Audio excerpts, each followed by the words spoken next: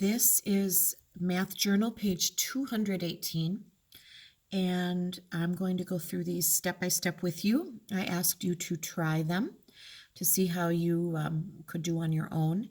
Of course, box number 6 is a preview to the next unit. So that one is not one that we have gone over. It's not something that we have practiced, but I'll talk to you a little bit about that one when we get there. All right, so we have box number 1 and we are reviewing perimeter. And of course, hopefully you're remembering that perimeter is the distance around the outside, remembering the word rim. And so we're going to add up the total of all sides of that parallelogram. So if we know the length of the long side and the length of the short side, of course, then we know the length of the opposite sides. And so we can double those. And then we're going to add those up. And if you added up your two long sides, of course, you'd have 30. Your two short sides would total 12, which would give you a total of 42 yards for your perimeter. We were asked to draw an array of 4 by 9 x's. So I would have, with this space, gone down 4 over 9. 1, 2, 3, 4, 5, 6, 7, 8, and 9.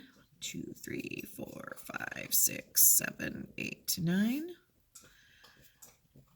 5, 6, 7, 8, 9. I'm going a little quickly, so it's a little messy. 3, 4, 5, 6, 7, 8, 9.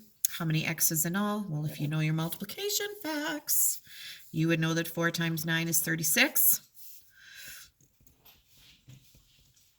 And you wouldn't have to count all those silly x's, right? But again, that array is a nice way just to remind us of what we're doing when we're multiplying. We're taking four sets of 9. And you could add them all up if you want to. 9 plus 9 plus 9 plus 9. Or 4 plus 4 plus 4, 9 times. But memorizing it sure speeds that process up. Now, whenever we see through the end of the year use the partial products algorithm, we're going to ignore that instruction. We are going to stick to the old-fashioned method. So every time you see that, or if your parent sees it and goes, oh, what's that? Just say, nope, we're going to do old-fashioned math. And that's just fine for the way we're going to finish this year. So 92 times 6, 6 times 2 is 12. Ooh, 9 times 6 is 54, plus 1 more would be 55. 5 times 7 is 35. We put the 5 down, carry the 3. 5 times 3 is 15, plus 3 more is 18 for 185. Good to practice. Even just practicing 1 or 2 of those just to refresh your memory is a good idea. All right, I'm looking at parentheses. Of course, we do what is in parentheses first. If I see 40 times 3, I know 4 times 3 is 12, plus that 0 would be 120. Now 120 divided by 2. You know what that makes me think of is 60 seconds in a minute. Or 60 minutes making an hour, and 60 plus 60. And I know 12 divided by 2 is 6. 120 divided by 2 would be 60, wouldn't it? This one, we can use mental math again. Look at that. 30 divided by 6, or 300 divided by 6. I know 30 divided by 6 is 5. And so 300 divided by 6 would be 50, and 4 times 50, 54 times. If you had to go over on the side and do that, you could, and you would get 200. But is that correct? Yes, it is. It is correct. All right, 7 times 80 is in parentheses, so we'll do that first. 7 times 8 is 56.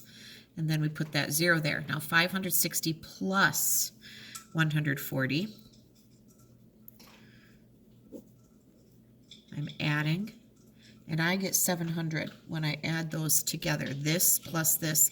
Always do what is in parentheses first. That is the review part there. And then, of course, we're practicing that mental math with numbers that end in 0 using facts that we know, so that we don't have to do all of that by hand, but we can kind of use our very intelligent brains to help us through those. So I hope those are getting easier for you. All right, number 5 is a fraction review. Draw 12 circles. I like to draw them in an array. I think I'm going to go 6 across. 1, 2, 3, 4, 5, 6. 7, 8, 9, 10, 11, 12. How did I know that would work out? I knew 6 and 6 makes 12, right? You could do 3 rows of 4 or 4 rows of 3 if you wanted to. Now, color, oh boy, I didn't get my crayons out. 5/12 blue. I do have a blue marker sitting here though. So, blue, let's see. 1, 2, 3, 4, 5/12 blue. So that means we needed 5 of them blue. Now, these are not in 12ths, 1/3. Well, how do you divide this set into thirds?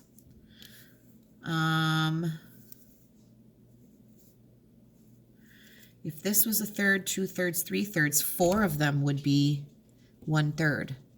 So 4 of them would have to be red. Since I don't have a red handy, I'm just going to come across and go R, R, R, R, because I know that 4 would be 1/3 of 12. Now 1/6.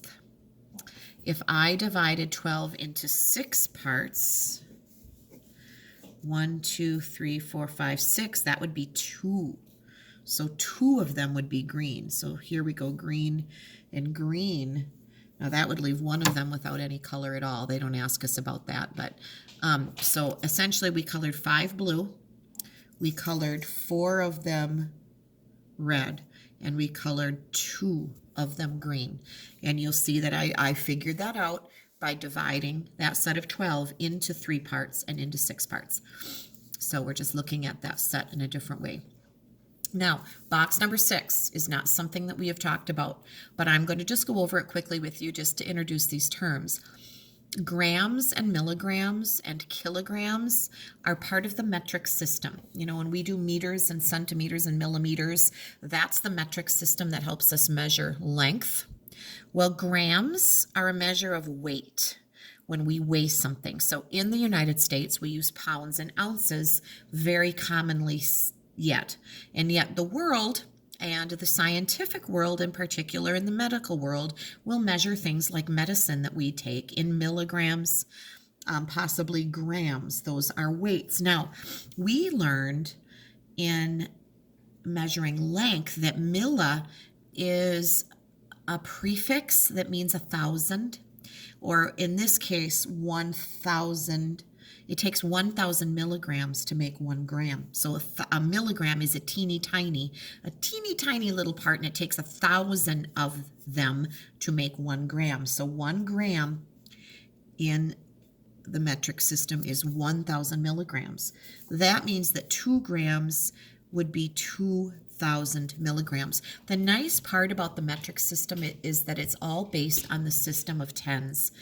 All multiples of tens, hundreds, thousands, very much easier mathematically than the United States systems with 12 inches in a foot and 3. I mean, we use a lot of different things in the United States with our old system, and this works very nicely once you understand it.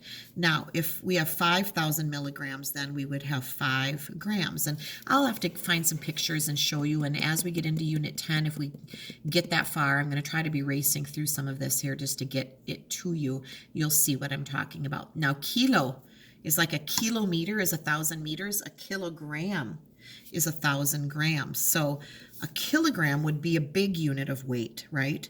And a gram is smaller, and a milligram is way small. It would take 4 kilograms to make 4,000 grams. We are not going to spend any more time on this than right now, what we did right now. When we come back to this, we'll get into it a little more in depth, but these are measures of weight, weighing how much things weigh in the metric system. So thank you.